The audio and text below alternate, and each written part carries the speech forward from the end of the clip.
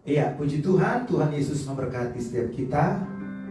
Mari kita yang mau beribadah malam hari ini, dimanapun Anda berada, terus bawa hati, kita akan menyembah Tuhan yang baik. Kita akan diberkati dengan kebenaran firman Tuhan yang saya percayakan membuat kita semakin tertanam dalam iman kepada Kristus Yesus, Tuhan dan Juru Selamat kita. Satu pujian, pujilah Tuhan. Mari sorak bagi Dia. Haleluya. Pujilah Tuhan. Mari sorak bagi Dia. Sembahlah Yesus, muliakan namanya. Sorak kemenangan. Hosana, Hosana. Nyanyikan pujian. Hosana, Hosana, sembah Tuhan.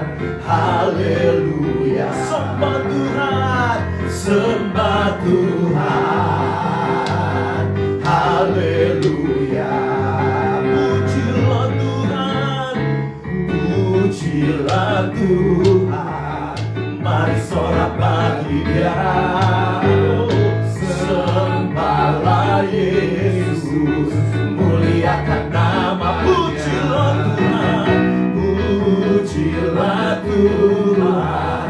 Mari sorak bagi Dia. Haleluya. Sembahlah Yesus, muliakan namanya. Sorak kemenangan. Hosana, Hosana. Nyanyikan pujian. Hosana, Hosana, sembah Tuhan. Haleluya, haleluya. Sembah Tuhan, sembah Tuhan. Haleluya, agungkan, agungkan namanya. Hosana, Hosana, muliakan namanya. Hosana, Hosana, mari sembah Tuhan. Haleluya, sembah Tuhan, sembah Tuhan. Haleluya. Lebih dari awalnya, pujilah, pujilah Tuhan. Mari sorak bagi Dia. Oh, sembahlah Yesus, muliakan namanya. Sorak kemenangan. Hosana, Hosana. Nyanyikan pujian. Hosana, Hosana. Sembah Tuhan. Haleluya, haleluya. Sembah Tuhan, sembah Tuhan. Haleluya, agungkan, agungkan namanya. Hosana, Hosana, muliakan namanya. Hosana, Hosana, sembah Tuhan. Haleluya, sembah Tuhan, sembah Tuhan. Haleluya, sekali lagi dari awal, mari pujilah, pujilah Tuhan. Mari sorak bagi Dia. Oh, sembahlah Yesus, muliakan namanya. Pujilah Tuhan, mari sorak bagi Dia. Haleluya, sembahlah Yesus, muliakan namanya. Sorak kemenangan. Hosana, Hosana. Nyanyikan pujian. Hosana, Hosana.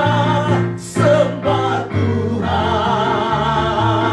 Haleluya, sembah Tuhan, sembah Tuhan.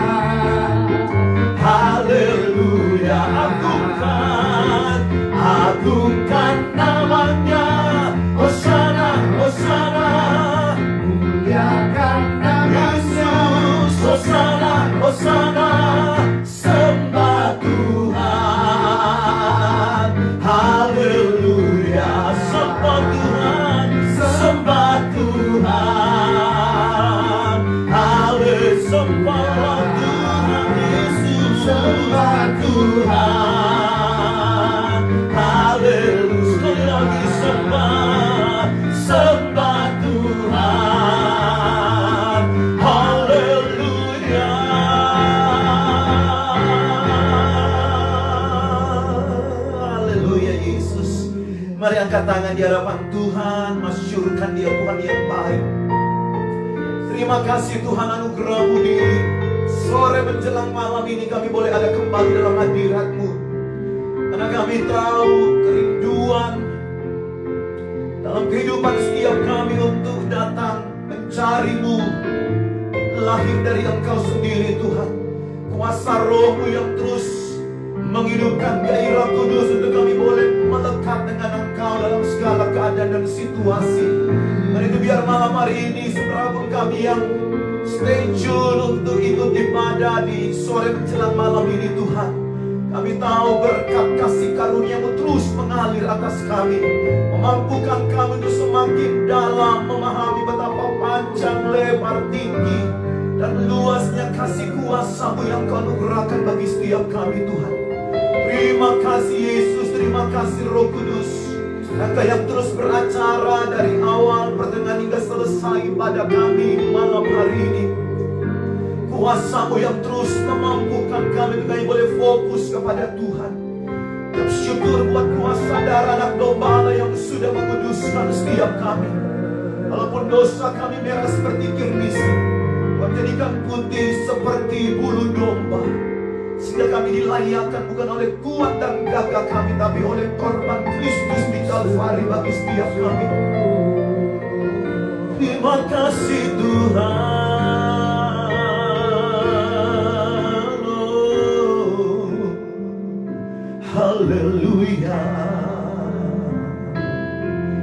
Ku ada sebagaimana ku ada. Ku ada sebagaimana ku ada,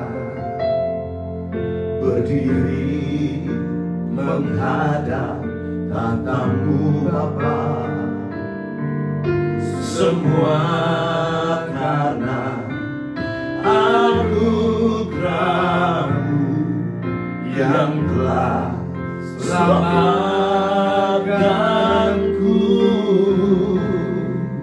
Ku hidup dalam segala kelimpahan. Ku layak hidup melayani Tuhan. Semua karena anugerah-Mu tercurah bagiku. Sekali lagi ku ada sebagaimana ku ada. Ku ada sebagaimana ku ada, berdiri menghadap tatamu Bapa. Semua karena anugerah-Mu yang telah selamatkanku. Nyanyikan dengan pengertian. Hidup dalam segala kelimpahan, yang melayakkan kami melayani untuk siapa kami Tuhan. Semua karena anugerah-Mu tercurah bagiku. Besar anugerah-Mu, berlimpah kasih-Mu. Semakin hari semakin bertambah besar anugerah-Mu. Besar, oh, besar anugerah-Mu Yesus, berlimpah kasih-Mu. Semakin hari semakin bertambah besar anugerah-Mu. Besar anugerah-Mu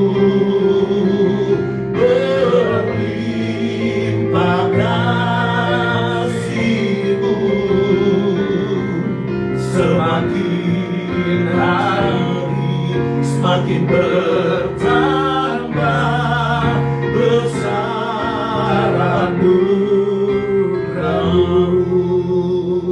Sekali lagi dari awal, nyanyikan dengan iman. Ku ada sebagai mana ku ada, ku berdiri menghadap Bapa-Mu Bapa.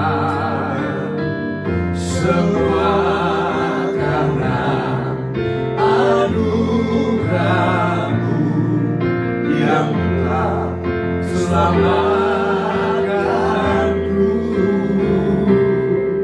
Ku hidup dalam segala kelimpahan. Ku layak untuk melayani Tuhan. Semua karena anugerah-Mu tercurah dariku. Dengan iman besar anugerah-Mu, berlimpah kasih-Mu. Semakin hari semakin bertambah besar anugerah, besar, oh, besar anugerah-Mu, berlimpah kasih-Mu. Semakin hari semakin bertambah besar anugerah, lebih besar, besar anugerah-Mu Tuhan, berlimpah kasih-Mu. Semakin hari semakin bertambah besar anugerah. Semakin hari semakin bertambah besar anugerah-Mu. Sekali lagi katakan, semakin hari semakin bertambah besar anugerah-Mu.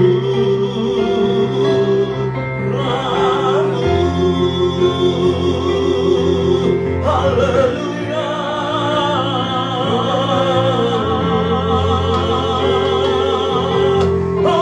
Haleluya. Oh,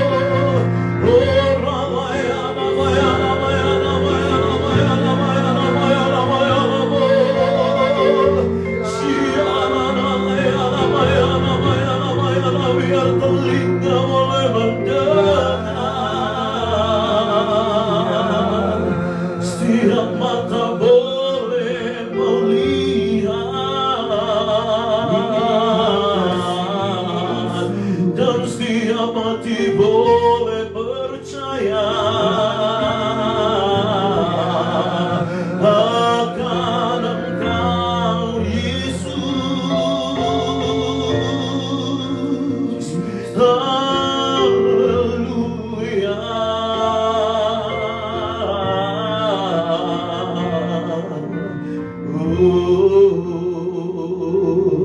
Sembah dan puji Dia, sembah dan puji Dia, sembah dan puji Dia, Sang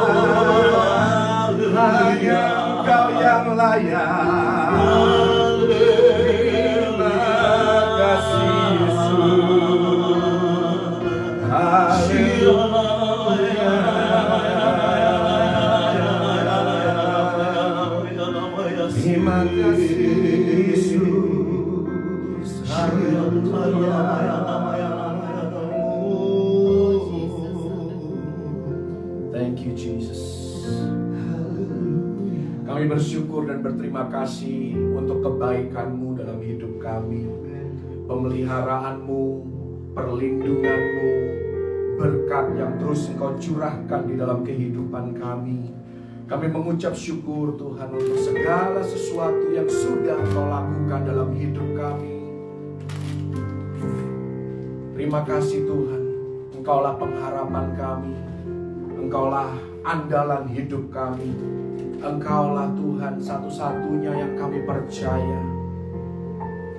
Terus Tuhan, biar Engkau bergerak Engkau terus berkarya di dalam kehidupan kami. Tuhan, setiap anak-anak-Mu dimanapun Tuhan kami berada, Engkau yang melawat, Engkau Tuhan yang menjamah, dan Engkau Tuhan yang menjadi jawaban di dalam kehidupan setiap kami. Biar nama-Mu dipermuliakan lewat kehidupan kami, dan hari demi hari Tuhan kami diubahkan semakin serupa segambar dengan Engkau, dan semakin Tuhan mau melakukan apa yang menjadi kehendak-Mu di dalam kehidupan kami. Nyatakan pribadi-Mu, nyatakan kasih-Mu, nyatakan kuasa-Mu Tuhan, manifestasikan diri-Mu Tuhan di dalam kehidupan setiap kami Tuhan. Biar Yesus semakin nyata di dalam kehidupan kami dan melalui kehidupan kami. Urapi Tuhan setiap kami yang ada bersama-sama, baik di tempat ini maupun yang mengikuti secara online.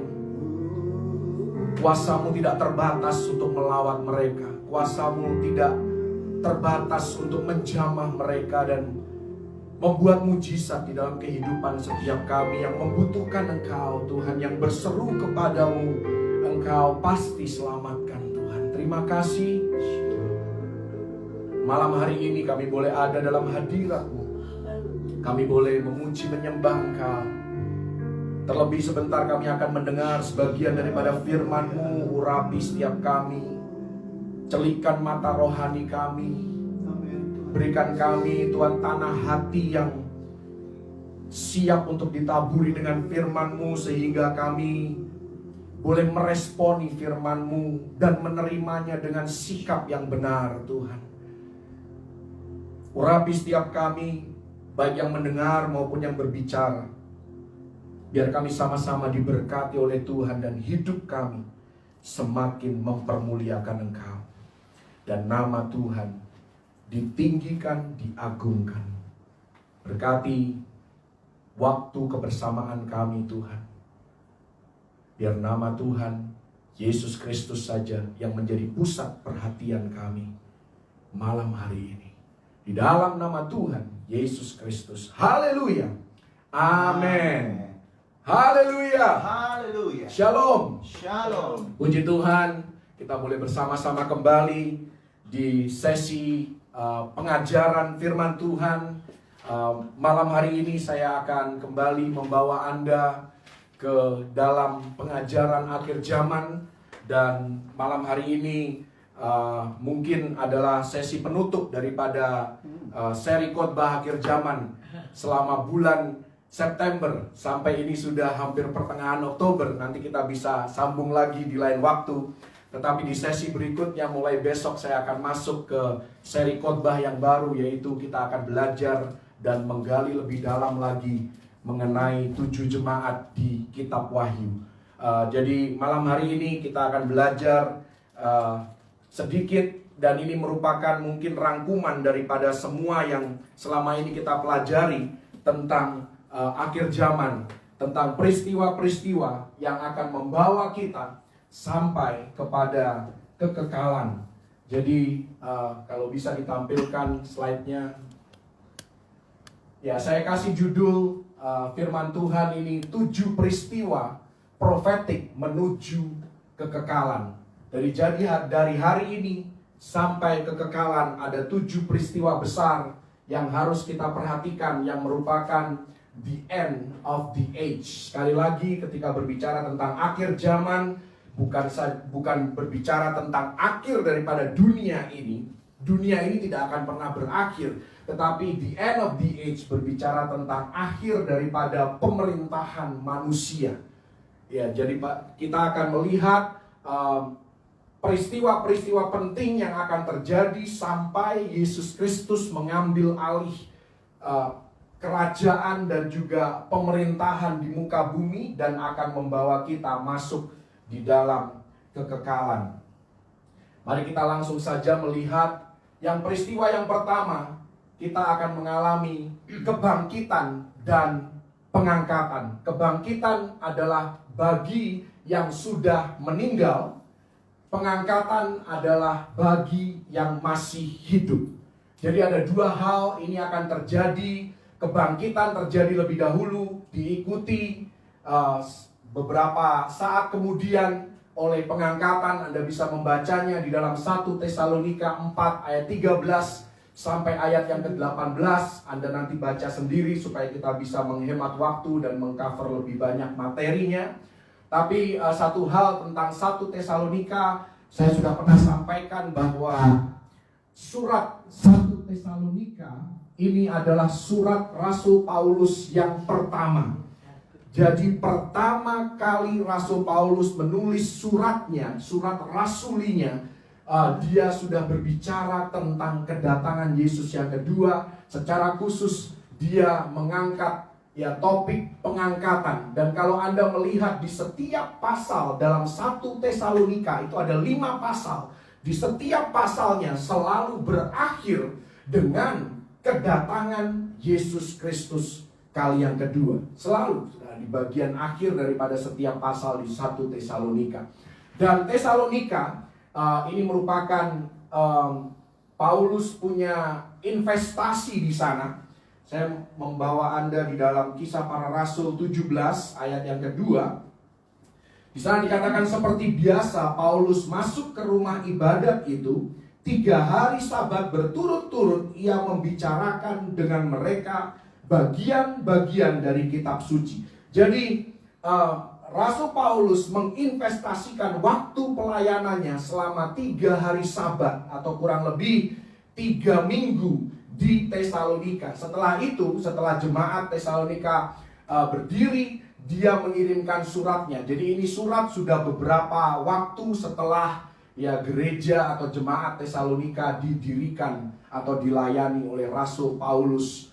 Dan di sana ada terjadi kebingungan. Saya sudah pernah jelaskan sebelumnya tentang orang-orang yang sudah meninggal dunia. Dan sejak ditulis 1 Tesalonika, maka sebutan bagi tempat dikuburnya, dimakamkannya orang yang sudah meninggal itu berubah nama. Kalau dulu orang meninggal itu dikubur di sebuah makam yang disebut sebagai nekropolis. Nekropolis itu artinya city of the dead atau kota orang mati. Tetapi sejak Rasul Paulus menulis 1 Tesalonika, kata nekropolis itu berubah menjadi cemetery. Cemetery, tentunya cemetery ini sudah terjemahan bahasa Inggrisnya, ada bahasa Yunaninya yang berarti sleeping or resting place. Jadi tempat beristirahat, tempat tidur, saudara. Karena itu bahasa yang dipakai di dalam perjanjian baru tentang kematian adalah tidur. Ini berbicara tentang kematian orang percaya tentunya. Dan respon yang kita harus miliki tentang peristiwa yang pertama ini. Jadi di setiap peristiwa ini saya akan membuat satu respon. Jadi kita harus berespon, kita harus menanggapi dari setiap peristiwa ini. Bagian kita, apa yang harus kita lakukan sampai peristiwa itu terjadi. Jadi respon terhadap kebangkitan dan pengangkatan adalah siap sedialah, karena Kristus akan datang bagi kita. Dan sekali lagi setiap pasal di 1 Tesalonika berakhir dengan second coming. Kalau kita melihat di dalam 1 Tesalonika 3 ayat 13, ini juga salah satu pasal yang mengilustrasikan poin sebelumnya. Ini adalah ayat yang terakhir dalam 1 Tesalonika 3 ayat 13. Di sana dikatakan, kiranya Dia menguatkan hatimu supaya tak bercacat dan kudus di hadapan Allah dan Bapa kita pada waktu kedatangan Yesus Tuhan kita dengan semua orang kudusnya. Jadi yang Tuhan mau, kenapa kita harus siap sedia? Karena Tuhan tidak mau kita merasa malu ketika berjumpa dengan Dia. Ini juga ditulis di dalam 1 Yohanes pasal yang kedua ayat yang ke-28.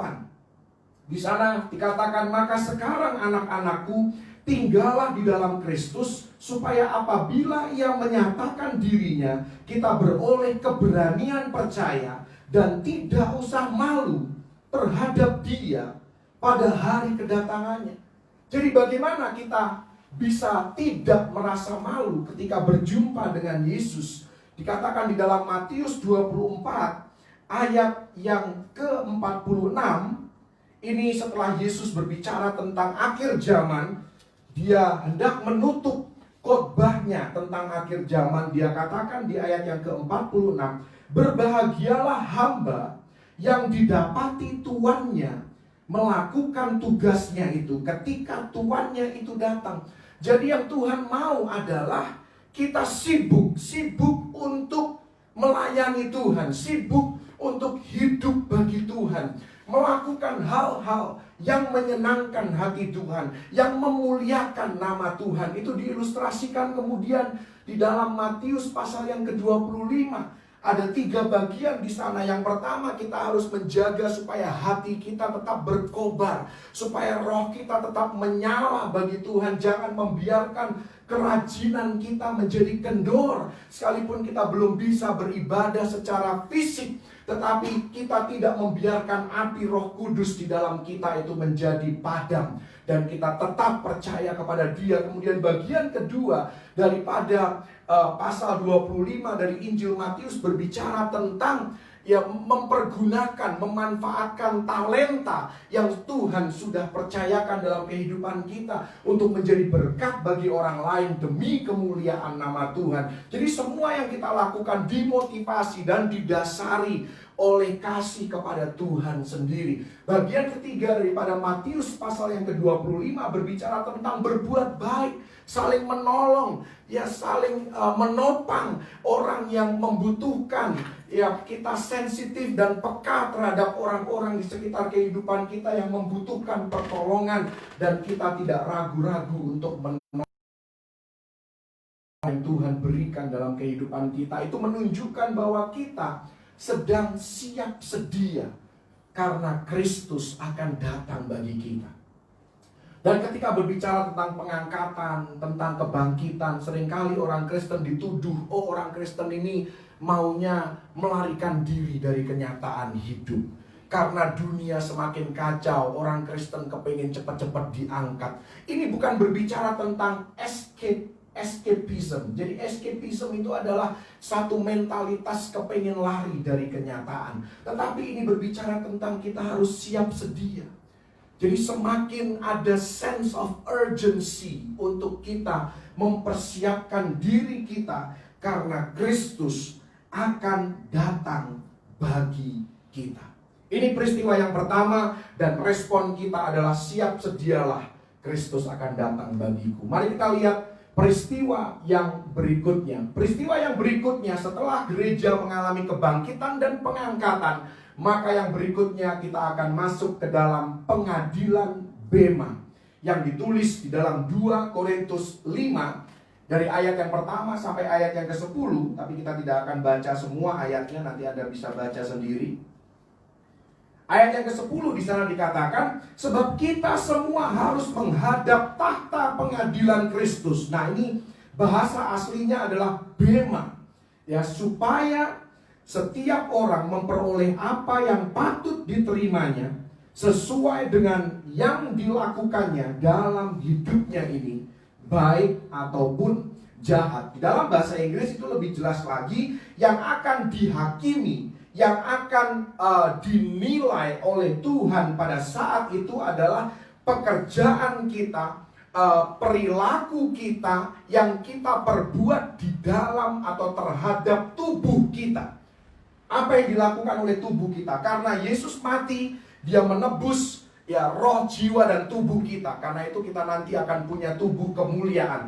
Tetapi di sini secara spesifik yang akan dihakimi adalah the things done in the body. Jadi di dalam tubuh yang kita lakukan terhadap tubuh yang adalah bait Roh Kudus ini.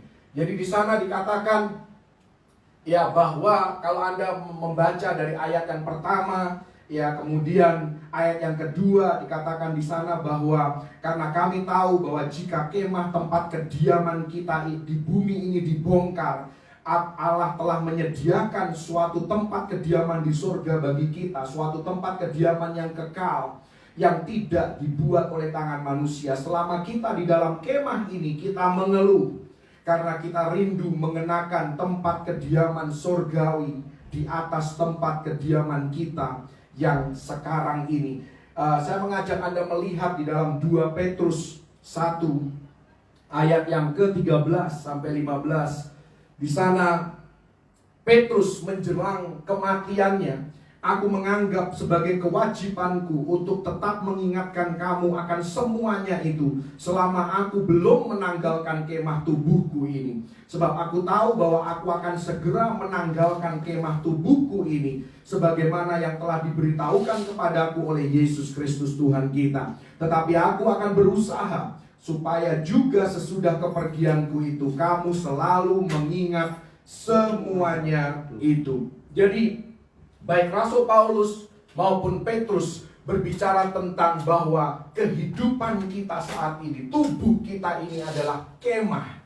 Anda kalau pernah sekolah khususnya di Indonesia atau mungkin di luar negeri juga, Anda pasti pernah pergi camping yang namanya berkemah. Camping itu adalah sesuatu yang sementara. Anda tidak camping seumur hidup, tetapi ada waktunya Anda bersama-sama dengan guru-guru Anda, dengan teman-teman sekolah Anda pergi camping ya untuk mengadakan suatu acara refreshing ataupun belajar bekerja sama tim dan lain sebagainya. Tetapi semua itu bersifat sementara. Ada satu hari di mana Anda akan pulang ke rumah dan kembali bersama-sama dengan keluarga Anda. Jadi ketika berbicara tentang kemah, itu menunjukkan bahwa kehidupan kita ini sementara. Dan kalau Anda melihat terus di dalam ayat yang kelima dari 2 Korintus 5, tetapi Allah lah yang justru mempersiapkan kita untuk hal itu dan yang mengaruniakan roh kepada kita sebagai jaminan segala sesuatu yang telah disediakan bagi kita. Jadi apa jaminannya? Orang Kristen itu, pengikut Kristus itu pasti masuk surga. Dia punya Roh Kudus. Yesus ketika naik ke surga, dia mengutus Roh Kudus, Roh penolong itu yang memberikan kesaksian bahwa kita hidup di dalam keselamatan oleh Yesus Kristus. Dan kalau Anda melihat di dalam Efesus 4 ayat yang ke-30, ya di sana dikatakan bahwa Roh Kudus ini memeteraikan kita ya sampai pada kedatangannya. Jadi Roh Kudus ini dalam bahasa aslinya di sana meterai itu adalah down payment. Ya di sini disingkat DP. Ya down payment. Artinya kalau Tuhan sudah memberikan down payment, artinya dia akan suatu hari kembali lagi untuk mengklaim kita sepenuhnya.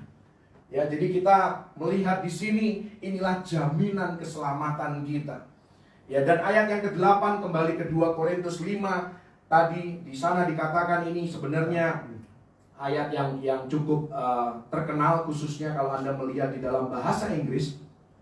Tetapi hati kami tabah dan terlebih suka kami beralih dari tubuh ini untuk menetap pada Tuhan. Tetapi bahasa Inggris sebenarnya lebih tepat terjemahannya. Di sana dikatakan bahwa absent from the body is to be present with the Lord. Inilah yang terjadi ketika seseorang meninggal dunia. Orang percaya kepada Yesus, dia meninggal dunia, maka jiwanya langsung menetap dengan Tuhan dan tubuhnya masuk ke dalam kubur.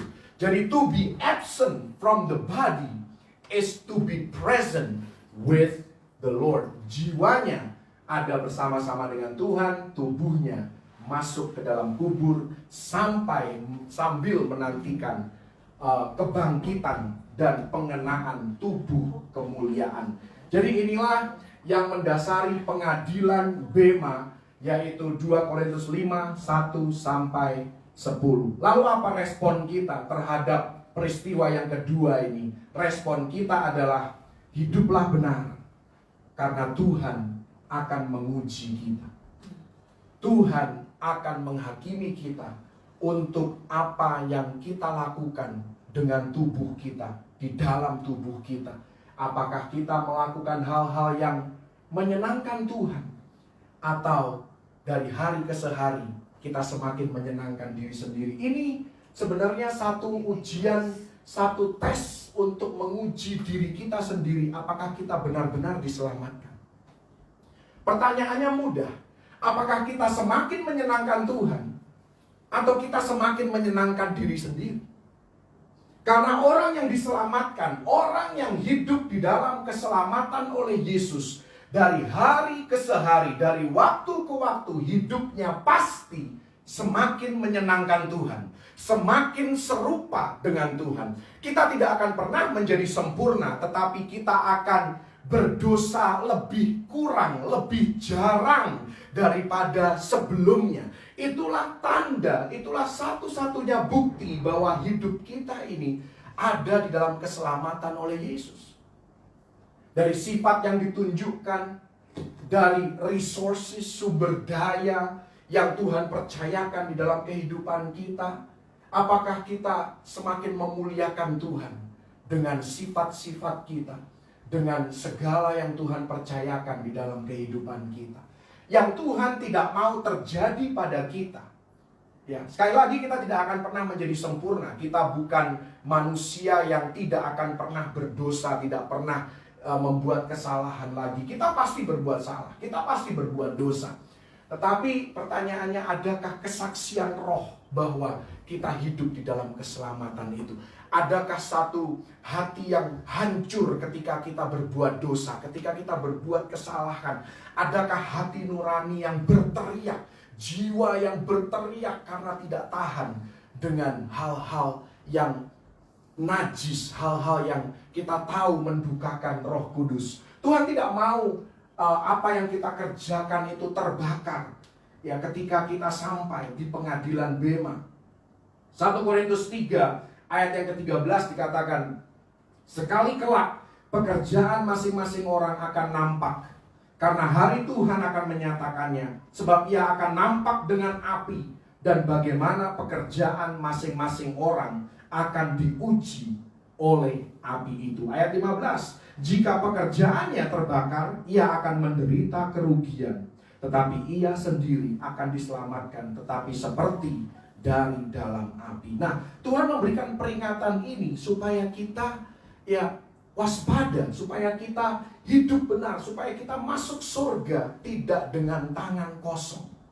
Ada sesuatu yang kita bisa persembahkan kembali kepada Yesus melalui mahkota yang Dia berikan. Karena itu Wahyu 3 ayat yang ke-11, ya besok kita akan mulai belajar tentang 7 jemaat di kitab Wahyu. Ada hal-hal yang luar biasa. Wahyu 3 ayat yang ke-11, di sana Yesus yang seringkali kita bicara tentang Yesus itu kebanyakan perkataan Yesus di Injil. Kalau Anda perhatikan perkataan Yesus di kitab Injil, itu lebih banyak perkataan Yesus sebelum Dia disalibkan, sebelum Dia dibangkitkan, dan sebelum Dia naik ke surga. Tetapi perkataan Yesus di kitab Wahyu adalah perkataan Yesus setelah kenaikan.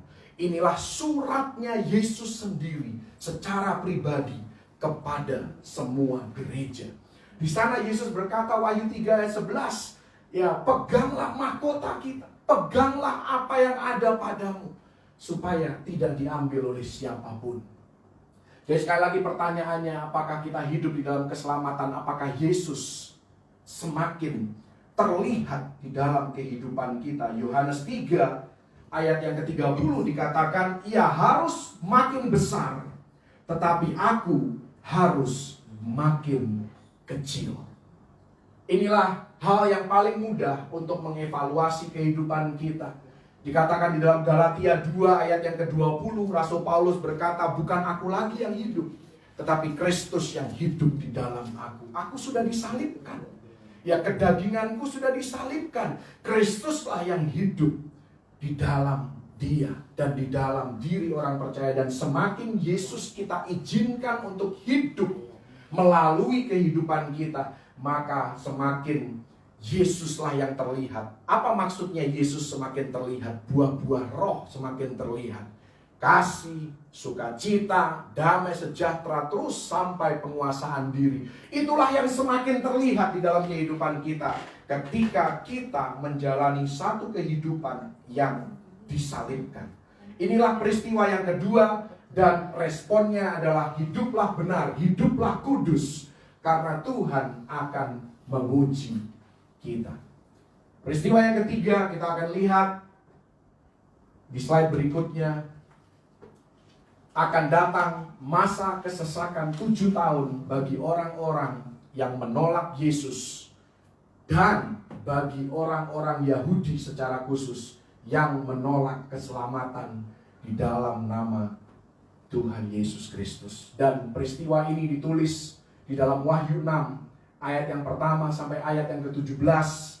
Ya, berbagai meterai dibukakan di sana, dan meterai ini berbicara tentang murkanya Tuhan. Secara khusus kita sudah melihat tanda-tanda permulaan penderitaan. Kalau Anda melihat di dalam Wahyu 6 ayat yang ke-8, di sana disebutkan, aku melihat sesungguhnya ada seekor kuda hijau kuning, dan orang yang menungganginya bernama Maut, dan kerajaan maut mengikutinya, dan kepada mereka diberikan kuasa atas 1/4 dari bumi untuk membunuh dengan pedang, dan dengan kelaparan dan sampar, dan dengan binatang-binatang buas yang di bumi. Seringkali kalau kita membayangkan binatang buas, itu kita bicara singa, harimau, ya binatang-binatang buas yang besar-besar itu, saudara. Tetapi kalau Anda melihat bahasa asli yang dipakai di sana, sebenarnya binatang buasnya itu adalah binatang justru yang tidak terlihat.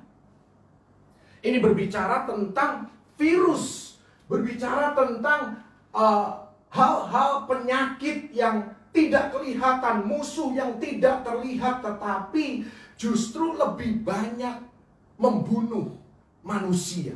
Berapa banyak sih orang yang mati diterkam singa? Berapa banyak sih orang yang mati diterkam harimau? Jauh lebih banyak orang yang mati karena virus yang berasal dari binatang yang tidak kelihatan. Jauh lebih banyak memakan korban. Kita lihat hari ini dengan COVID-19 pun sudah hampir mungkin menginfeksi 40 juta manusia, ya, yang sudah terkonfirmasi positif. Yang meninggal sudah lebih daripada 1 juta. Bandingkan dengan flu Spanyol, itu 50 juta jiwa. Memang COVID kalau dibandingkan flu Spanyol, ya masih belum sebanding. Flu Spanyol, 50 juta jiwa meninggal, itu hanya dalam waktu 1 tahun, saudara. Kemudian kita ingat dulu ada wabah flu burung dan lain sebagainya. Jadi berbicara di sana juga diungkap oleh Yesus sebagai tanda-tanda permulaan penderitaan. Di dalam Matius 24 ayat yang ke-7, memang Anda harus lihat dalam terjemahan bahasa Inggris, karena terjemahan bahasa Indonesia tidak menyebutkan di dalam Matius 24 ayat yang ke-7 tentang sampar. Tetapi bahasa Inggris dikatakan ada kata pestilence di sana. Pestilence adalah penyakit sampar. Kemudian kita melihat dari ayat yang ke-12 dari Wahyu 6. Maka aku melihat ketika anak domba itu membuka meterai yang ke-6. Sesungguhnya terjadilah gempa bumi yang dahsyat. Dan matahari menjadi hitam bagaikan karung rambut. Dan bulan menjadi merah seluruhnya bagaikan darah. Hari ini atau kemarin saya membaca berita dari BMKG, yaitu adalah Badan Meteorologi di Indonesia. Itu berbicara bahwa gempa bumi, jumlah gempa bumi yang terjadi di Indonesia itu meningkat. Bahkan meningkat drastis di tahun ini. Jauh lebih banyak di tahun ini dibandingkan tahun-tahun sebelumnya. Bukankah kita hidup di dalam penggenapan firman Tuhan bahwa ini adalah tanda-tanda permulaan penderitaan. Bahkan dikatakan kalau Anda terus membaca sampai ayat yang ke-17, akan ada nanti asteroid atau meteor yang akan menghantam bumi dan akan menewaskan, yang memakan banyak korban jiwa. Apa respon kita sebagai orang percaya? Bersyukurlah, karena Kristus akan melepaskan kita dari pencobaan yang akan datang. Kita yang percaya kepada Yesus Kristus tidak harus melewati masa kesesakan. Bayangkan saudara, hari-hari ini kalau kita sudah merasa sesak, kita sudah merasa sukar, kita sudah merasa kesulitan. Bayangkan 7 tahun nanti ketika antikris berkuasa. Itu pasti akan jauh lebih menyesakkan. Bahkan orang yang kepingin mati, dia katakan kepada gunung batu, runtuhlah menimpa kami. Ya, kepengen mati, kepengen rasanya cepat meninggalkan dunia ini. Ya, bayangkan tekanan yang akan dialami oleh orang-orang yang harus melewati masa kesesakan. Kita harus bersyukur, saudara. 1 Tesalonika 5 ayat yang ke-9 dikatakan bahwa karena Allah tidak menetapkan kita untuk ditimpa murka, tetapi untuk beroleh keselamatan oleh Yesus Kristus Tuhan kita. Haleluya. Wahyu 3 ayat yang ke-10 ini kepada jemaat di Philadelphia, dan juga berlaku bagi Anda dan saya yang hidup turut kepada firman Tuhan. Karena engkau menuruti firman-Ku untuk tekun menantikan Aku, maka Aku pun akan melindungi engkau dari hari pencobaan yang akan datang atas seluruh dunia untuk mencobai mereka yang diam di bumi. Dan kalau Anda melihat di dalam Perjanjian Lama itu ada berbagai gambaran tentang pengangkatan. Saya sudah banyak berbicara tentang pengangkatan masa kesesakan. Anda bisa mengaksesnya di channel YouTube daripada GBI Gereja Bethel Mount Hermon untuk pengajaran-pengajaran tentang pengangkatan dan masa kesesakan. Salah satu gambarannya adalah di Perjanjian Lama, ya, Henokh kita tahu mengalami pengangkatan, kemudian Nuh yang adalah yang merupakan perwakilan daripada bangsa Yahudi. Nuh beserta keluarganya dilindungi oleh Tuhan dari air bah yang membinasakan banyak manusia di dunia. Nuh beserta keluarganya diselamatkan dan dilindungi selama masa kesesakan besar. Akan ada orang-orang percaya yang baru percaya di masa kesesakan, ya, yang dilindungi oleh Tuhan. Kemudian kita juga melihat gambarannya di kitab Daniel.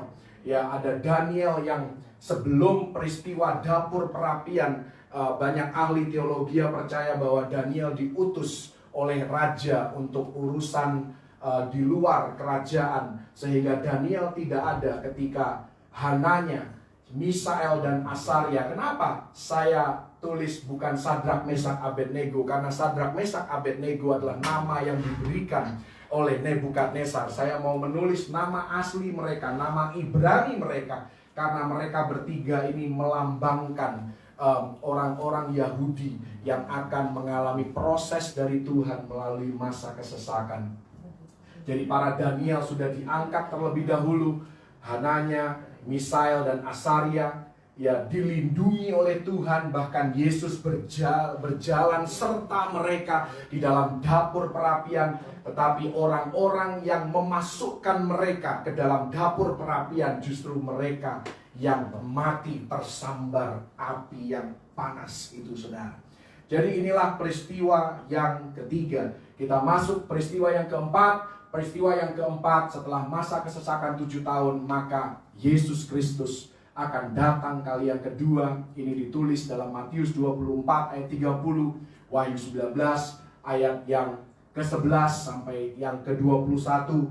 Ini pun sudah pernah saya ulas di sesi yang lain. Kalau Anda mau membaca secara lengkap, Wahyu 19 ayat yang pertama sampai ayat yang ke-16 itu berbicara tentang peristiwa yang keempat, yaitu kedatangan Yesus kali yang kedua. Saya mau meng-highlight atau menekankan hanya beberapa ayat saja. Sebagai contoh, Wahyu 19 ayat yang ke-8, di sana dikatakan, dan kepadanya dikaruniakan supaya memakai kain lenan halus yang berkilau-kilauan dan yang putih bersih. Lenan halus itu adalah perbuatan-perbuatan yang benar dari orang-orang kudus. Ini berbicara tentang pakaian orang percaya di sorga. Jadi pada saat ini gereja sudah ada di sorga, dan gereja menurut nubuatan daripada Henokh yang ditulis dalam Yudas ayat yang ke-14, bahwa kita orang percaya gereja Tuhan akan turut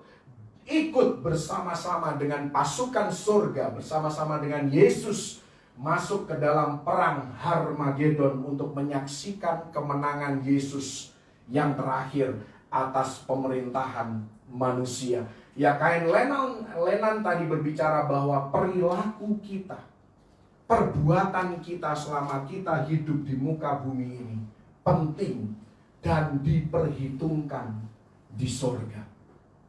Karena itu dalam segala keadaan kita harus belajar untuk terus menyikapinya dengan sikap yang benar, sikap yang alkitabiah. Ini yang harus merupakan respon kita.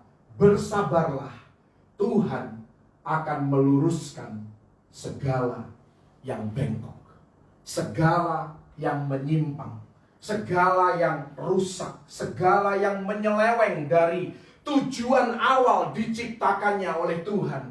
Maka Tuhan pada saat kedatangannya kali yang kedua, Dia akan meluruskan segala sesuatu yang tidak benar. Ibrani 10 ayat 30, Roma 12 ayat yang ke-12, ini merupakan penerapan daripada kebenaran ini dalam kehidupan kita. Di sana 2 kali dalam perjanjian baru dikatakan bahwa pembalasan adalah haknya Tuhan. Seberapa sering kita disakiti oleh orang lain, kita dirugikan oleh orang lain, dan kita kepingin membalas. Peristiwa ini mengajarkan kepada kita, bersabarlah, tidak perlu membalas, tidak perlu menguras tenaga kita untuk menyimpan kepahitan, menyimpan kebencian, untuk menanti-nantikan waktu di mana kita bisa membalas dendam. Saya mau katakan, kalau kita tidak membalas orang yang merugikan dan menyakiti kita, maka Tuhan akan membalas. Dan Tuhan membalas dengan cara yang jauh lebih baik daripada kita yang membalas. Dan kalau Tuhan yang membalas, artinya apa? Tangan kita bersih. Ya, tangan kita tidak perlu dinodai dengan pembalasan kepada orang-orang yang menyakiti kehidupan kita. Bersabarlah, Tuhan akan meluruskan segala yang bengkok. Haleluya. Mari kita lihat peristiwa yang kelima. Setelah Yesus datang kali yang kedua, peristiwa yang kelima di slide berikutnya adalah Yesus akan memerintah selama 1000 tahun yang disebut dengan kerajaan milenium. Ini ditulis dalam Wahyu 20 ayat yang pertama sampai ayat yang ke-6. Saya mau membaca 2 ayat. Mazmur 2 ayat yang ke-9 ini berbicara tentang kerajaan 1000 tahun. Engkau akan meremukkan mereka dengan gada besi, memecahkan mereka seperti tembikar tukang periuk. Ini berbicara tentang musuh-musuhnya Tuhan. Dan Tuhan juga akan memerintah dengan gada besi, dengan otoritas penuh, dengan wibawa ilahi yang dipercayakan oleh Bapanya kepada Dia. Mazmur 132 ayat yang ke-11, di sana dikatakan, Tuhan telah menyatakan sumpah setia kepada Daud, Ia tidak akan memungkirinya. Seorang anak kandungmu akan kududukkan di atas tahtamu. Ini berbicara tentang masa 1000 tahun pemerintahan Yesus Kristus. Karena ketika Yesus datang kali yang pertama, Dia tidak duduk di tahta Daud.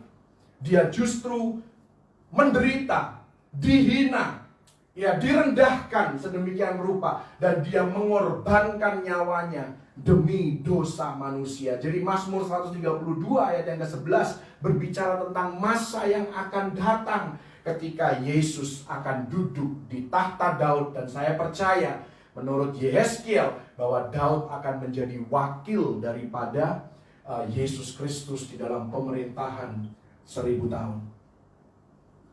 Jadi respon kita terkait dengan peristiwa yang kelima, kerajaan milenium, fokuslah, Yesus Kristus akan menyempurnakan bumi. Ya, banyak orang, khususnya anak-anak muda, ya, orang-orang yang masih di bangku sekolah, SMA, kuliah, seringkali punya cita-cita dan ambisi yang luar biasa. Aku kepingin menjadi pembuat sejarah. Aku kepingin menjungkir balikkan dunia. Saya mau katakan, saya bukan orang yang pesimis dengan berkata seperti ini, tetapi firman Tuhan menunjukkan dunia tidak akan berubah menjadi lebih baik.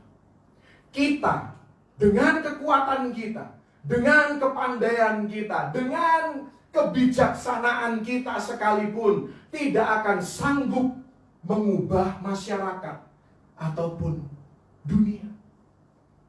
Hanya Yesus yang sanggup. Bagaimana Yesus sanggup? dengan menyelamatkan jiwa-jiwa. Dan kita bisa turut di dalam programnya Yesus, di dalam menyempurnakan bumi, di dalam mengubahkan masyarakat dengan menyelamatkan jiwa-jiwa, satu orang per orang. Setiap individu yang diselamatkan, ya, setiap orang yang diselamatkan dan membawa mereka kembali kepada rencana Allah yang mulia. Tugas Anda dan saya adalah menjadi teladan yang baik.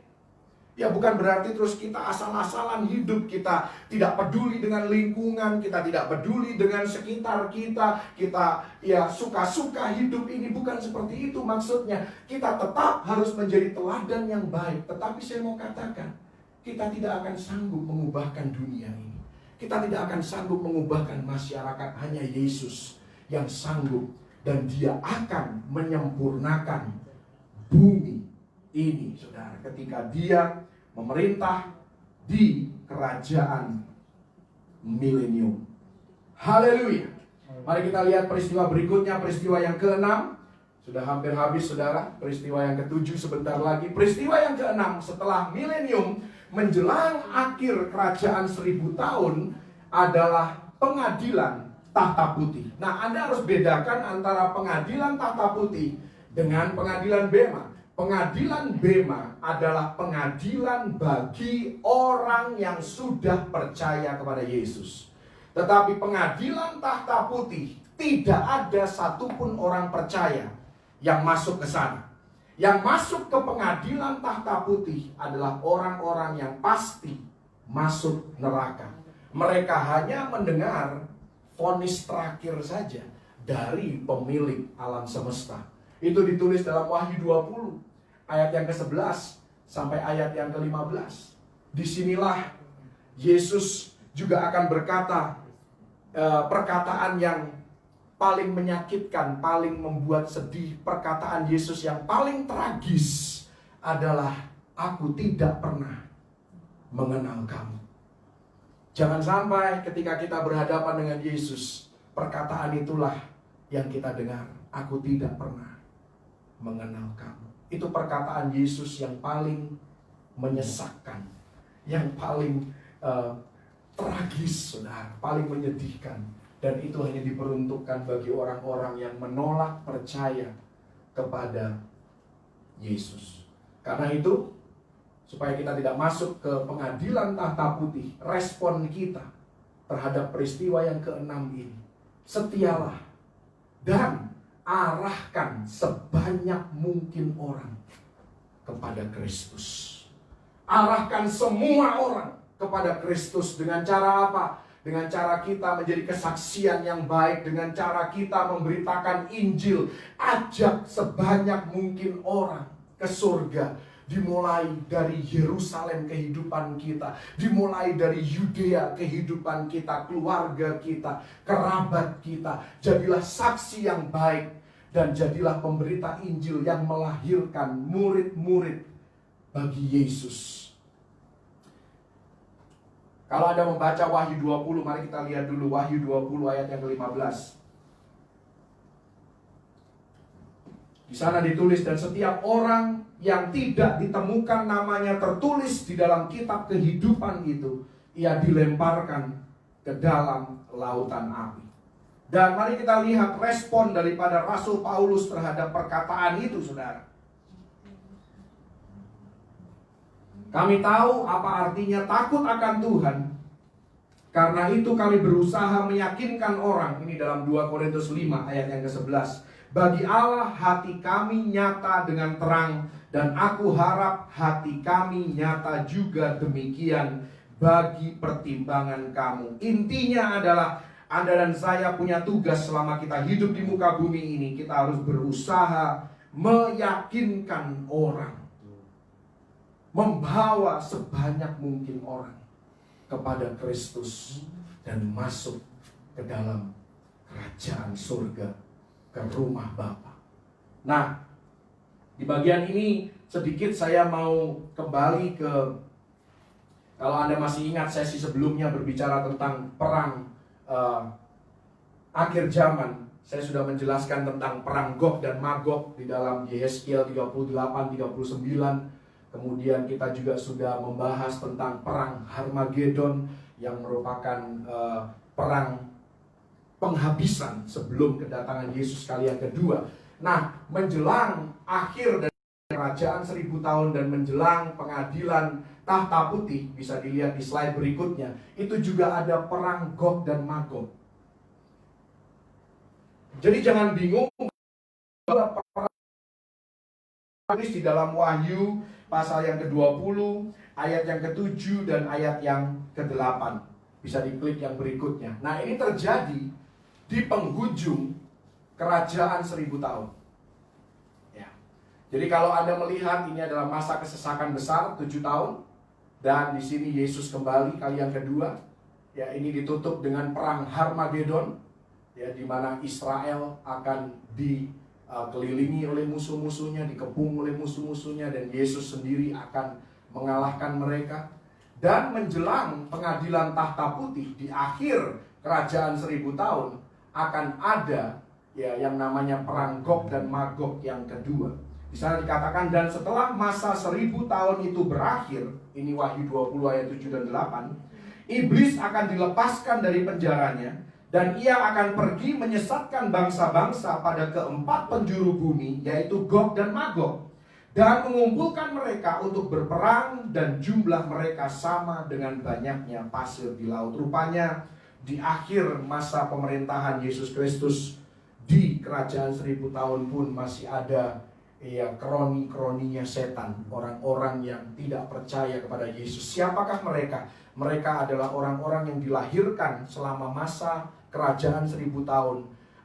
Sekalipun orang tuanya percaya kepada Yesus, tetapi anak-anak belum tentu mengikuti iman percaya daripada orang tuanya, sehingga mereka akan, beberapa dari mereka minimal, akan disesatkan dan mereka akan melawan Kristus pada akhirnya. Jadi sekali lagi poinnya di sini adalah perang Gog dan Magog di Wahyu 20 itu berbeda dengan perang Gog dan Magog di dalam Yehezkiel 38 dan 39 yang sudah kita bahas panjang lebar. Berikutnya, slide berikutnya, ini adalah ringkasan dari 3 perang terakhir di akhir zaman. Yang pertama adalah perang Gog dan Magog, Yehezkiel 38 ayat 39 dan pasal 39.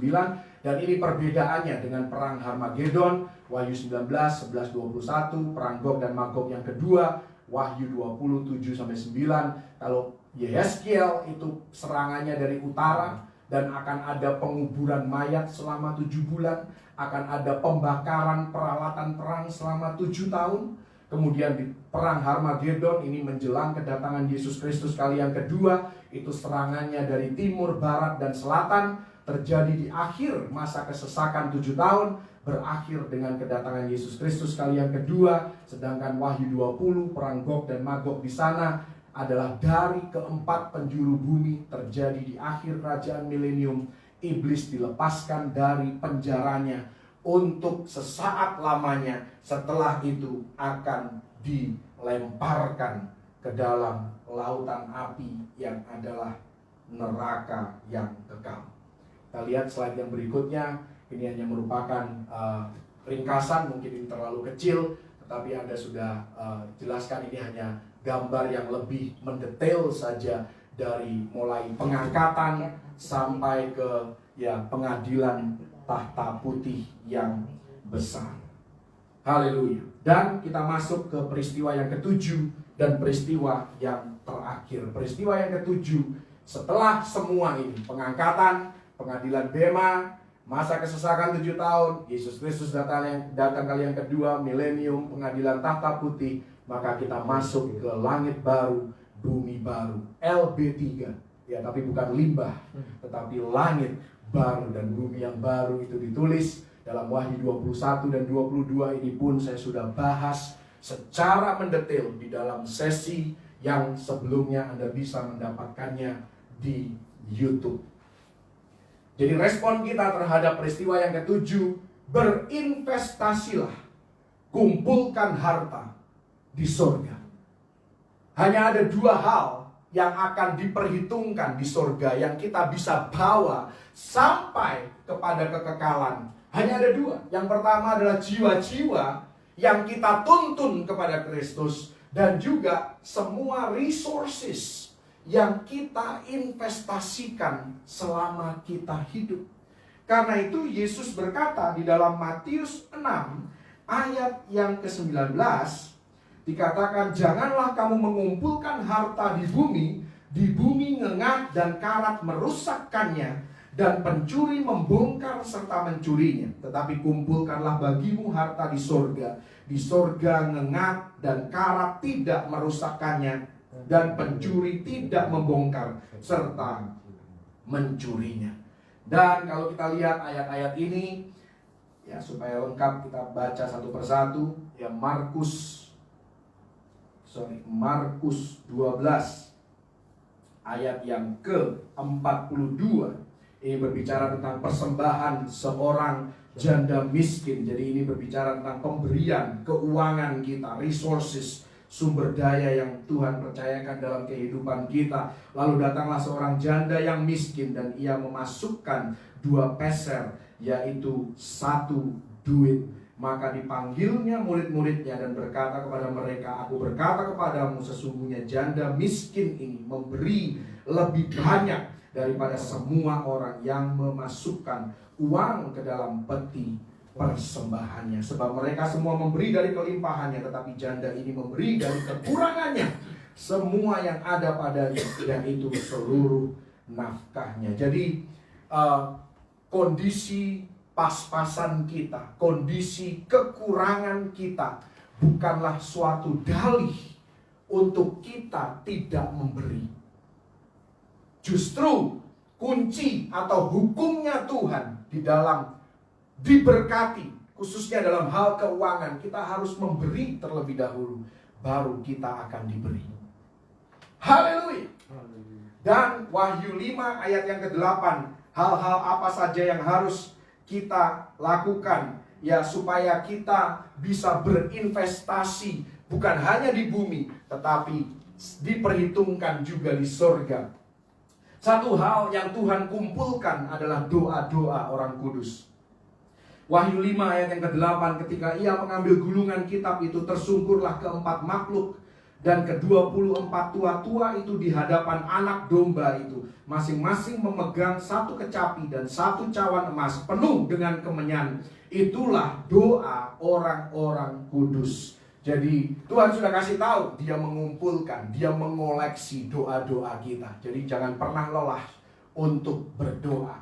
Daniel 12 ayat yang ketiga di sana dikatakan, dan orang-orang bijaksana akan bercahaya seperti cahaya cakrawala, dan yang telah menuntun banyak orang kepada kebenaran seperti bintang-bintang, tetap untuk selama-lamanya. Ini berbicara tentang para penginjil, pengkhotbah, orang-orang yang menuntun orang lain sebanyak mungkin orang kepada Kristus, orang-orang yang mengarahkan semua orang kepada Kristus. Anda harus ingat, Abraham punya 2 keturunan. Yang satu adalah pasir, yang adalah keturunan jasmani, yaitu Israel. Tetapi Abraham juga punya keturunan yang kedua, yaitu bintang. Bintang adalah keturunan rohani. Keturunan rohani daripada Abraham adalah gereja, Anda dan saya, yang dipanggil dan dipilih oleh Tuhan.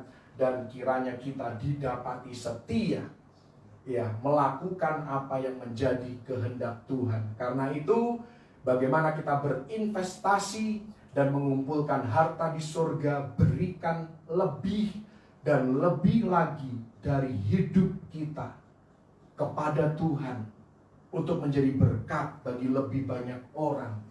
Dan semua ini yang kita berikan, yang kita investasikan, itu akan diperhitungkan di surga. Haleluya. Saya akan dengan cepat menutup dengan 2 slide yang terakhir. Ini sebenarnya hanya ringkasan daripada apa yang sudah saya jelaskan, aplikasinya bagi kita dari semua yang kita ketahui, yang kita sudah pelajari. Yang pertama, kita harus tentunya percaya kepada Tuhan. Saya mengambil contoh ini karena banyak contoh yang lain sebenarnya. Kalau Anda melihat di Yeskiel 36, 37, hanya Tuhan yang dapat memberitahukan bersatunya Israel 2600 tahun sebelum hal itu terjadi. Ya, kalau Anda tidak percaya dengan Tuhan Yesus, siapa lagi yang Anda mau percaya dalam hidup ini? Tidak ada Allah lain, tidak ada pemimpin agama lain yang bisa memprediksikan suatu peristiwa sejauh ini. Beribu-ribu tahun sebelum hal itu terjadi, terhimpun dari lebih dari 100 negara di dunia, dan Israel bisa bersatu kembali menjadi satu bangsa yang merdeka dan mandiri, independen pada bulan Mei 1948. Aplikasi yang kedua, setiap kali Yesus selesai mengkhotbahkan akhir zaman, dia selalu mengakhiri dengan 2 nasihat. Yang pertama, berjaga-jagalah. Artinya apa? Pahamilah sebanyak mungkin nubuatan, supaya kita bisa mengerti dan memahami masa dan waktunya Tuhan, supaya kita bisa bersiap sedia. Itu ditulis dalam Lukas 21, 29 sampai 38. Kemudian yang kedua, selain berjaga-jaga, kita juga harus berdoa senantiasa.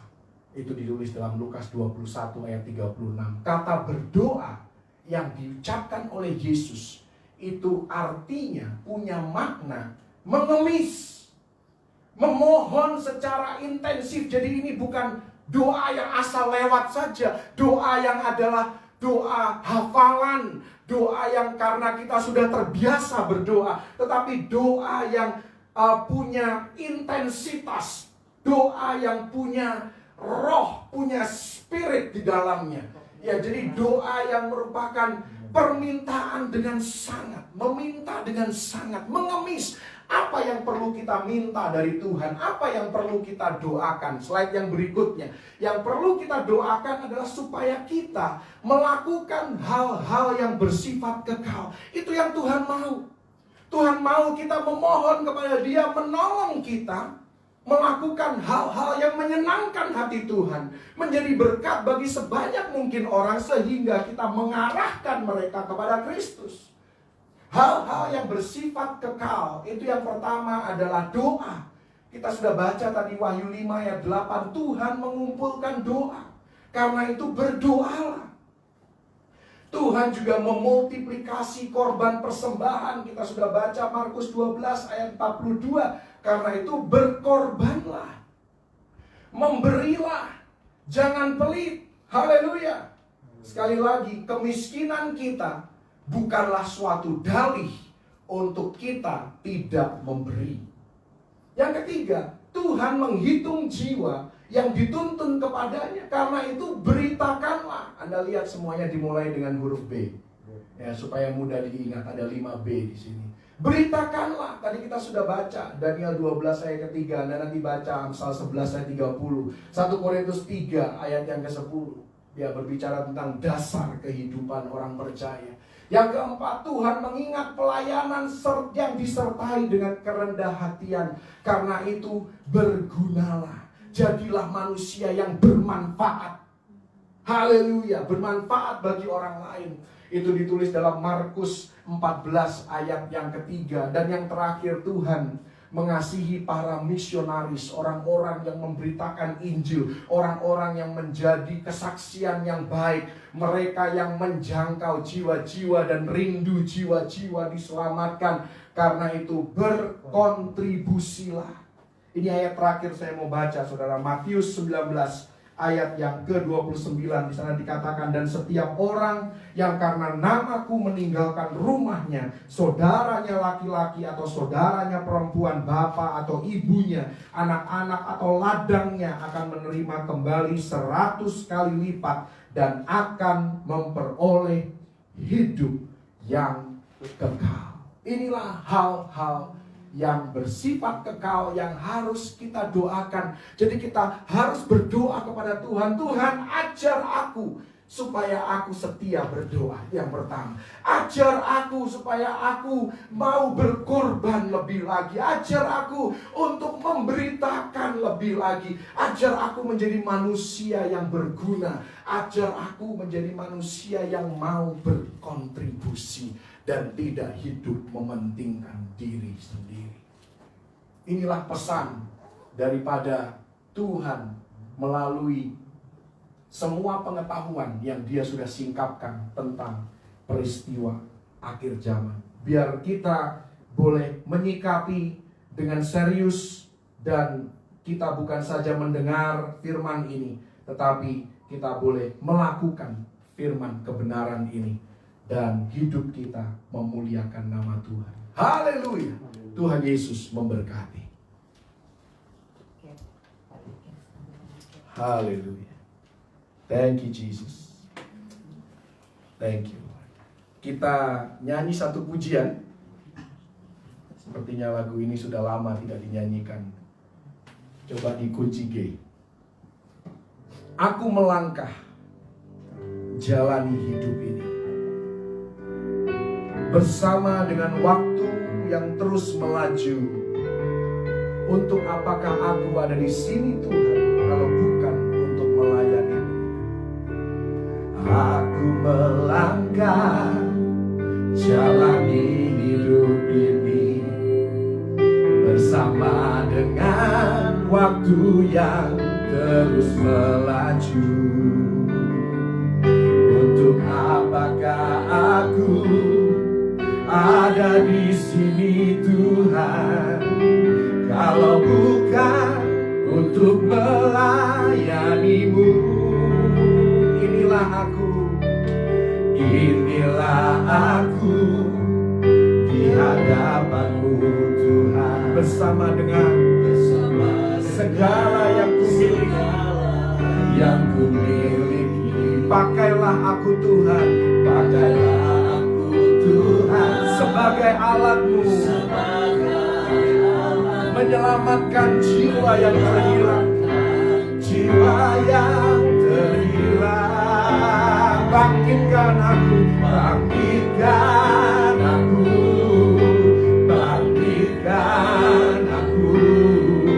jadikan aku hamba-Mu yang setia. Bangkitkan aku,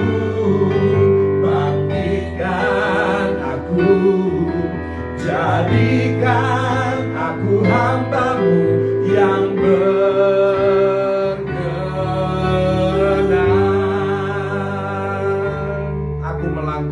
Aku melangkah jalani hidup ini bersama dengan waktu yang terus melaju. Untuk apakah aku ada di sini Tuhan kalau bukan untuk melayani-Mu? Inilah aku di hadapan-Mu Tuhan, bersama dengan segala yang ku miliki. Pakailah aku Tuhan sebagai alat-Mu, menyelamatkan jiwa yang terhilang. Bangkitkan aku,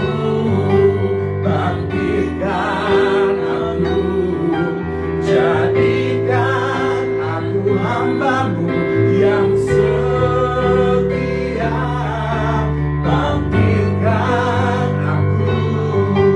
Bangkitkan aku, jadikan aku hamba-Mu yang berkenan.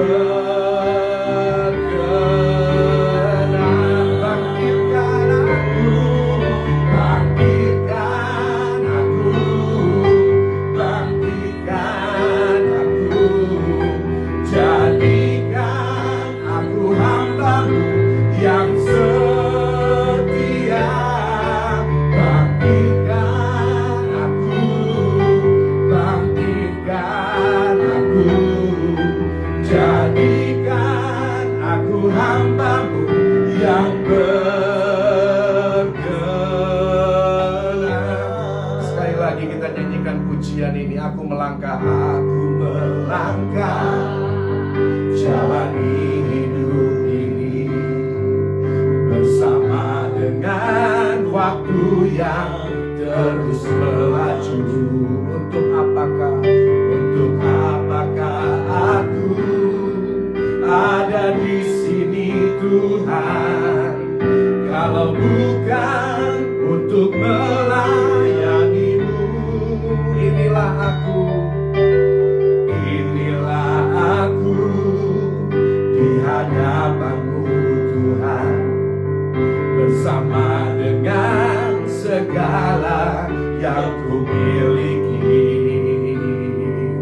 Pakailah aku Tuhan sebagai alatmu, menyelamatkan jiwa yang terhilang. Oh, bangkitkan aku,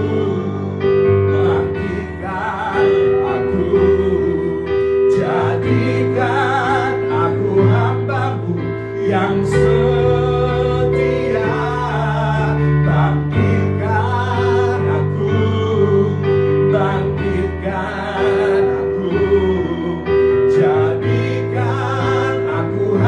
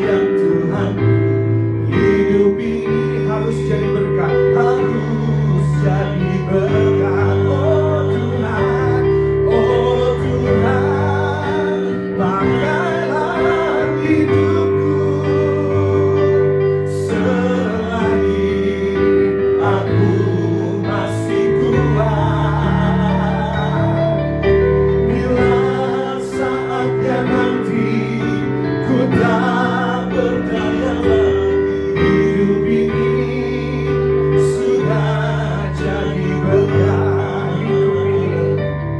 Hidup ini adalah kesempatan.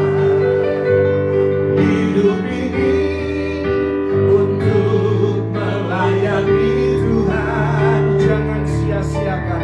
Jangan sia-sia Waktu yang Tuhan beri. waktu yang Tuhan beri.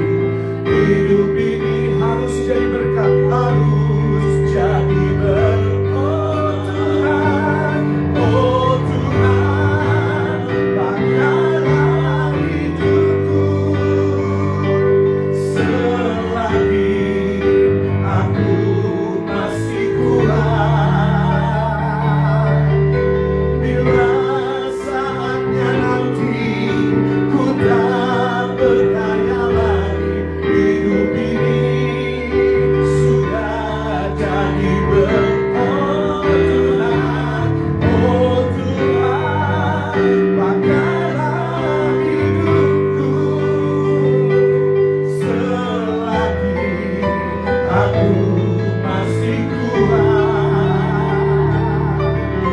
Bila saatnya nanti ku tak berdaya lagi, hidup ini sudah jadi berkat. Bila saatnya nanti ku tak berdaya lagi, hidup ini sudah jadi Sekali lagi berkat. katakan, bila saatnya nanti. Bila saatnya nanti ku tak berdaya lagi, hidup ini sudah jadi berkat. Mari Bapak Sami akan memimpin kita dalam doa syafaat. Haleluya Yesus Tuhan, terima kasih untuk anugerah-Mu di malam hari ini Tuhan. Kami boleh kembali dibekali dengan kebenaran firman-Mu. Kami boleh terus menjadi bagian dari rencana Tuhan di penghujung zaman ini. Kami boleh terus melakukan hal-hal yang memuliakan Engkau Tuhan. Selagi masih Tuhan beri waktu dan kesempatan bagi kami Tuhan, kami sungguh mengucap syukur, terus meteraikan firman-Mu atas setiap kami, sehingga kami boleh menjadi umat-Mu yang dipersiapkan di penghujung zaman ini, menanti-nantikan kedatangan-Mu Tuhan. Bahkan kami juga boleh berkarya lebih lagi Tuhan, untuk apa yang sudah Tuhan beri dalam hidup setiap kami, kekuatan, kesehatan, kesempatan, bahkan berkat-berkat yang sudah Tuhan nyatakan dalam hidup setiap kami, sehingga pada waktu, pada gilirannya nanti Tuhan, kami boleh mendapatkan perkara-perkara yang luar biasa daripada Tuhan. Kami mengucap syukur Tuhan untuk segala peringatan Tuhan melalui kebenaran firman-Mu malam hari ini. Sekali lagi meteraikan atas hidup setiap kami, sehingga kami cakap melakukan segala sesuatu yang difirmankan oleh Tuhan dengan kekuatan yang daripada Tuhan tentunya. Terus memberkati hamba firman-Mu Pak Beni Yusuf Tuhan, Engkau terus memakai dengan hikmat marifat yang daripada Tuhan. Kekuatan, kesehatan secara fisik juga boleh menjadi bagian hamba-Mu ini. Kekuatan daripada Tuhan untuk terus berkarya, melayani dan mengasihi-Mu Tuhan. Istri, anak-anaknya Engkau terus memberkati. Mereka tetap ada dalam perlindungan Tuhan yang sempurna. Bahkan keluarga besar yang ada dimanapun, Tuhan juga terus melindungi dan melingkupi dengan kuasa kasih-Mu. Terima kasih, kami sungguh mengucap syukur Tuhan. Anugerah-Mu bagi setiap kami yang boleh mengikuti ibadah malam hari ini, pun bagi setiap umat Allah yang tergembalakan dalam pelayanan GB Grabe dalam T3 Mount Hermon Tuhan. Karena kami tahu anugerah-Mu cukup bagi kami, kekuatan-Mu yang senantiasa menopang setiap kami. Melalui pemimpin yang ada Ibu Dora, Pak Budi Tuhan, Engkau terus melingkupi dengan kekuatan kuasa-Mu.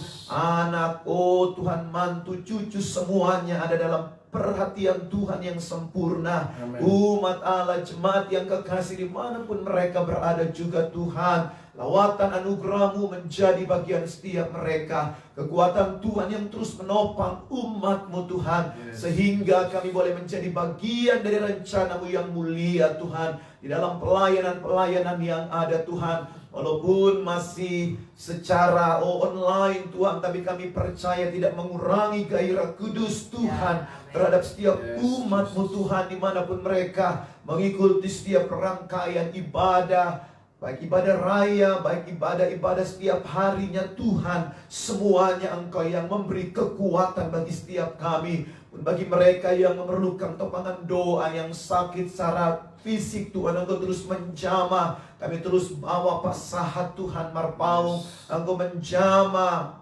Bapak ini dalam nama Tuhan Yesus, biar gula darahnya bisa normal kembali Tuhan, dan kekuatan fisiknya dipulihkan Tuhan, bisa kuat kakinya, matanya juga boleh melihat dengan baik Tuhan, di dalam nama Tuhan Yesus. Engkau sudah menolong keluarga ini, Bu Silaban dan keluarga yang lainnya Bapa. Terus lingkupi mereka dengan anugerah kasih sayang dan cinta Tuhan yang sempurna. Terima kasih Tuhan, kami sudah serahkan keluarga Ibu Silaban, Pak Sahat Marpaung di dalam tangan kekuatan Tuhan. Tuhan yang sudah sedang memulihkan mereka dan sedang berkarya dengan sempurna. Terima kasih Tuhan, terima kasih untuk orang tua dari Carter juga Tuhan. Kami percaya Tuhan sudah menolong, sudah menyembuhkan Tuhan, dan Engkau terus memimpin dan menuntun dalam rencana-Mu. Adiknya juga Tuhan tetap ada dalam perlindungan Tuhan, kuasa kasih Tuhan. Engkau yang melakukan hal yang baik atas keluarga ini. Juga untuk Tante Tina Tuhan, kami sudah serahkan di dalam tangan kekuatan Tuhan. Anugerah kasih sayang-Mu, kebaikan-Mu terus mengalir atas mereka. Terima kasih Tuhan. Bahkan Ibu Nina kami juga terus menyerahkan hamba-Mu ini Tuhan. Engkau menjamah kakinya biar tidak bengkak dan normal kembali. Sehingga ini dapat melakukan aktivitas dengan baik Tuhan, dan sungguh nama Tuhan dipermuliakan di dalamnya. Terima kasih Tuhan. Mengucap syukur juga untuk Raisa.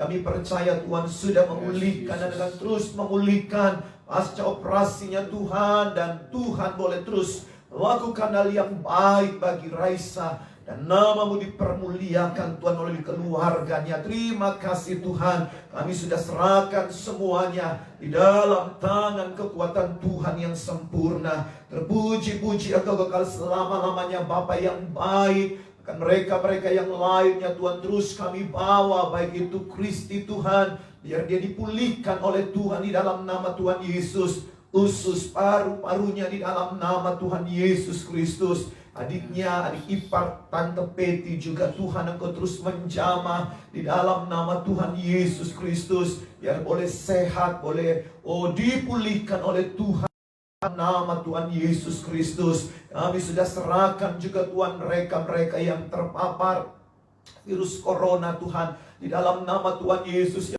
Memerlukan topangan, bantuan doa, kami taruh mereka di dalam tangan kekuatan Tuhan. Untuk mertuanya menus Tuhan, di dalam nama Tuhan Yesus. Engkau terus melawat dengan lawatan kasih-Mu, menyembuhkan secara sempurna. Akan ponakannya juga Tuhan, di dalam nama Tuhan Yesus. Tidak ada perkara yang terlalu sukar bagi Tuhan saat kami terus menyerahkan mereka di dalam tangan kekuatan Tuhan. Terima kasih Tuhan, terima kasih. Kami juga terus mau berdoa untuk Pak Rampun Jabi Tuhan, dan Ibu Rakyat Tuhan. Engkau terus menjamah kalau mereka memerlukan juga topangan doa, biar mereka dipulihkan oleh Tuhan di dalam nama Tuhan Yesus. Dan mereka boleh disehatkan, dan mereka juga boleh mengenal Engkau lebih lagi Tuhan, menerima sebagai Tuhan dan Juru Selamat, dan terus ada dalam karya keselamatan yang daripada Tuhan. Terima kasih Tuhan. Dan setiap mereka yang lainnya Bapa, yang mungkin tidak mau kami sebutkan satu persatu, tapi Tuhan mengenal dan mengerti dan melihat keberadaan mereka. Di dalam nama Tuhan Yesus, Engkau yang sudah sedang memulihkan orang tuanya Lenda, juga mamanya, kami percaya Engkau sudah sedang berbuat baik atas ibu kekasih ini Tuhan, sehingga dia dipulihkan dengan sempurna. Tuhannya secara fisik, lambungnya, dan semuanya Tuhan. Terima kasih Bapa Surgawi. Di dalam berkat nama Tuhan Yesus kami sudah serahkan semuanya kepadamu. Bahkan kami juga terus melepaskan berkat untuk BPH GBI Tuhan. Engkau yang sudah sedang melakukan hal yang baik untuk pelayanan GBI secara keseluruhan. Ketua Umum yang ada Pak Rubin Adi dan setiap pelayan-pelayan, setiap departemen yang ada, mereka sebagai koordinator Tuhan, hamba-hamba Tuhan yang sudah Tuhan berkati, biar mereka benar-benar boleh terus ada dalam rencana-Mu yang mulia. Berkati BPH dengan setiap program-program yang ada, BPD Tuhan Yesus, bahkan perwil gereja lokal, di dalam negeri, di luar negeri Tuhan, semuanya Engkau sudah sedang memberkatinya. Bahkan setiap ibadah-ibadah yang dilakukan secara online juga Tuhan tidak mengurangi makna dan arti yang sesungguhnya dari ibadah. Umat Allah memuji menyembah Engkau Tuhan. Semua diberi gairah kudus untuk dapat melakukan bagian-bagian yang indah. Terima kasih Tuhan, terima kasih. Bangsa negara kami juga kami sudah taruh dalam tangan kasih Tuhan. Kami mengucap syukur untuk keadaannya yang adanya seperti hari-hari ini. Karena Tuhan sudah sedang melakukan hal yang baik Tuhan atas bangsa kami Indonesia. Tidak ada lagi kerusuhan, demonstrasi yang berlaku anarkis, dan semuanya boleh ditangani dengan baik oleh pihak-pihak yang terkait Tuhan, sehingga membawa efek jerah bagi orang-orang yang tidak bertanggung jawab dengan berbagai hal-hal yang mereka lakukan Tuhan. Terima kasih Tuhan untuk penanganan COVID. Engkau juga terus campur tangan komite yang ada Bapa, biar semuanya boleh berkesinambungan dilakukan dan terus mengarah ke hal yang lebih dan lebih baik lagi Tuhan. Mengingatkan masyarakat untuk senantiasa melakukan protokol kesehatan Tuhan di dalam nama Tuhan Yesus. Berkat-Mu juga atas pemimpin Bapak Joko Widodo dan menteri-menteri yang ada Bapak, mereka sedang berbuat yang baik atas bangsa kami. Kami percaya Tuhan terus beri hikmat dan marifat yang daripada Tuhan. Memang tidak sempurna dalam setiap kelemahan kekurangan mereka, biar Tuhan yang menolong mereka. Tuhan yang terus memberikan hikmat dan kemampuan untuk dapat jalankan bagian-bagian yang harus dijalankan dengan baik dan benar untuk bangsa negara kami. Terima kasih Tuhan, kami sudah serahkan semuanya dalam tangan kasih Tuhan. Kami mengucap syukur, kami berdoa dan berterima kasih dalam berkat nama Tuhan Yesus. Haleluya. Amin.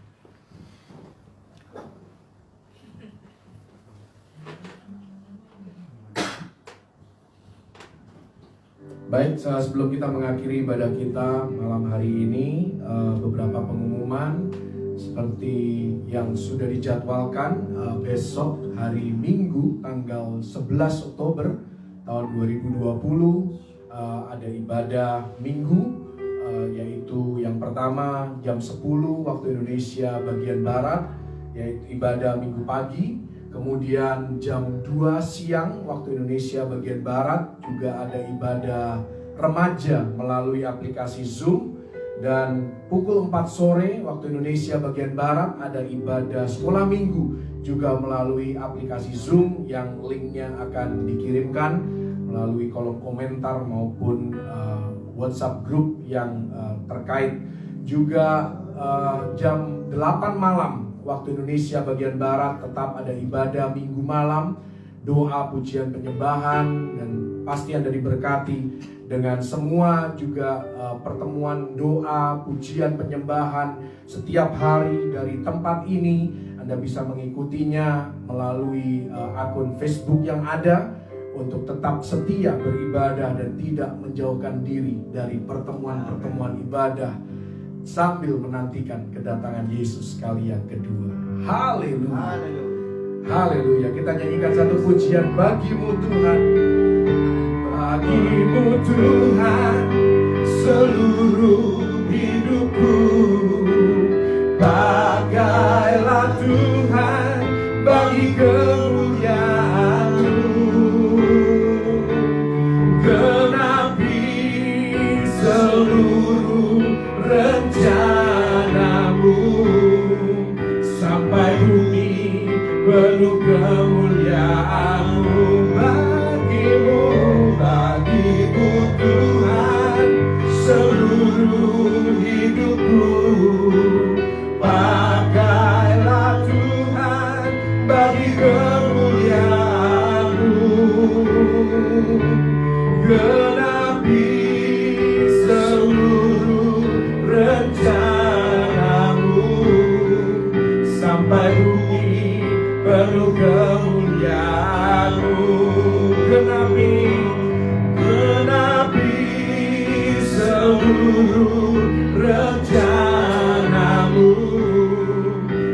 sampai bumi penuh kemuliaan. Sekali lagi genapi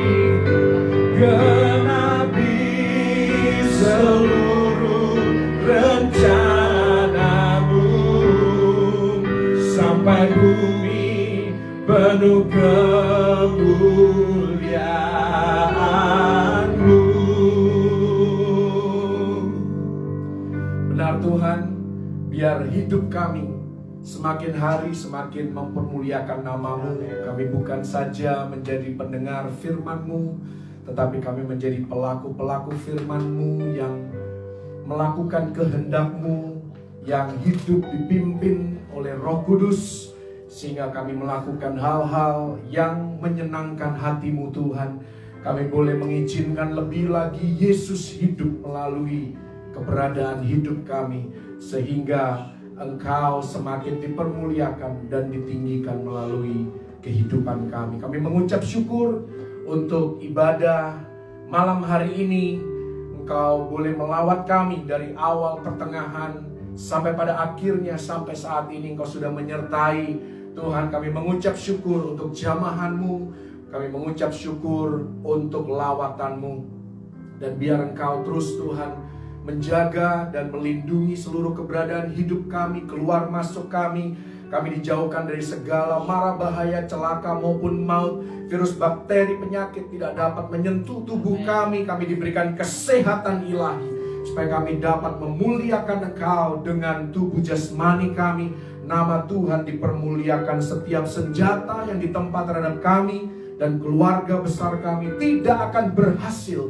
Di dalam nama Tuhan Yesus Kristus, penyertaan perlindungan-Mu sempurna atas seluruh keberadaan hidup kami dan keluarga besar kami. Tuhan, kami menyerahkan setiap keluarga, setiap pribadi lepas pribadi, Tuhan, yang percaya kepadamu, yang hidup mengandalkan Engkau. Biar Engkau mencurahkan berkat-Mu lebih dan lebih lagi atas kehidupan mereka. Nama Tuhan dipermuliakan. Sempurnakan berkat-Mu saat kami mengangkat tangan di hadapan-Mu. Tuhan, Engkau memberkati dan melindungi umat-Mu. Engkau menyinari umat-Mu dengan wajah-Mu dan memberikan kasih karunia-Mu. Engkau menghadapkan wajah-Mu kepada umat-Mu dan memberikan kepada mereka damai sejahtera yang berlimpah-limpah di dalam segala keadaan. Mulai hari ini sampai Maranatha, Yesus datang kali yang kedua, bahkan sampai selama-lamanya, di dalam nama Tuhan Yesus Kristus. Terima berkat yang terbaik dari Bapa Surgawi dan umat yang terus berpengharapan hanya kepada Tuhan Yesus Kristus. Mari sama-sama katakan amin.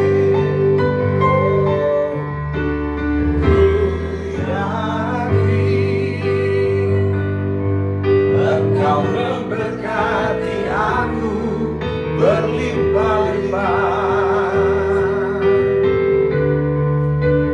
Kau memperluas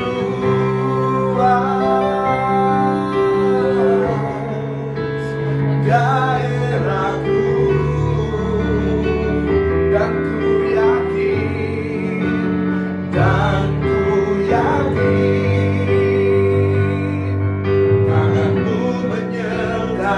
aku dan melindungi aku daripada malapetaka, sehingga kesakitan tidak menimpa. Tuhan mendengarkan, Tuhan mendengarkan dan menjawab doaku.